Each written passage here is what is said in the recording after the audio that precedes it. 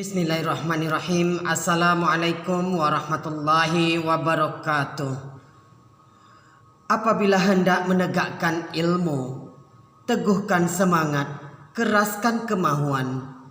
Apabila kebenaran hendak didirikan, semangat di dada harus dikukuhkan.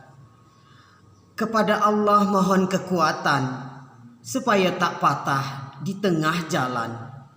Apalah tanda orang bertuah, membela kebenaran, pantang menyerah. Encik-encik, puan-puan dan tuan-tuan, kembali kita bersua dalam majlis literasi budaya Melayu, yang mana pada hari ini kita telah pun sampai kepada bab 9, iaitu tentang semangat dalam membela kebenaran.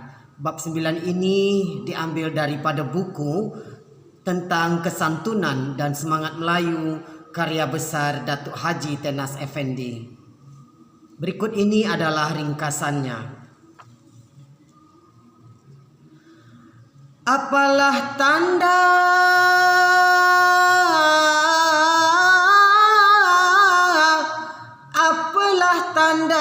orang beriman?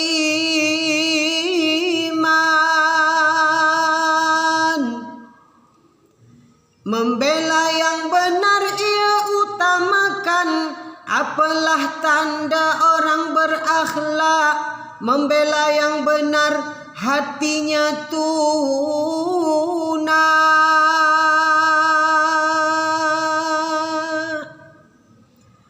Elok semangat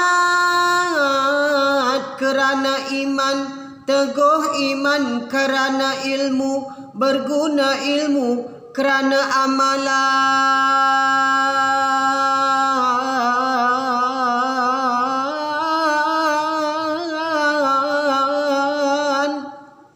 berguna amalan, diridhoi Tuhan.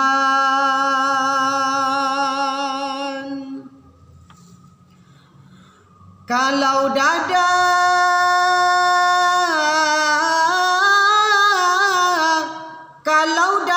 tidak berisi,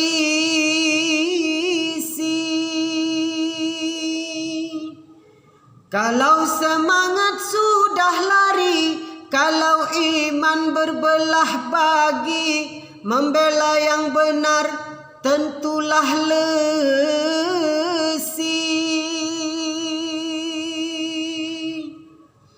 Apabila ilmu sudah melekat, iman teguh membakar semangat, percaya diri tentu meningkat.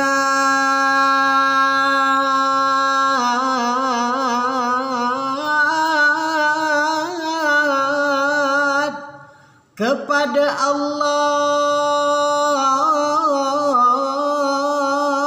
memohon rahmat.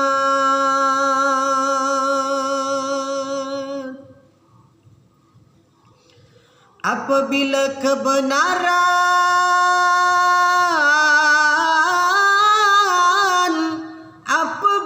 kebenaran sudah dipegang,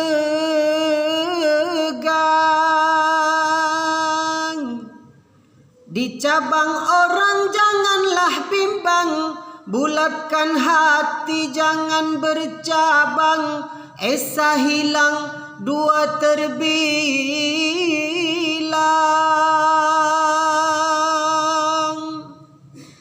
Mengokohkan iman dengan amalan, mengokohkan taubat dengan ma'rifat, mengokohkan semangat dengan semangat,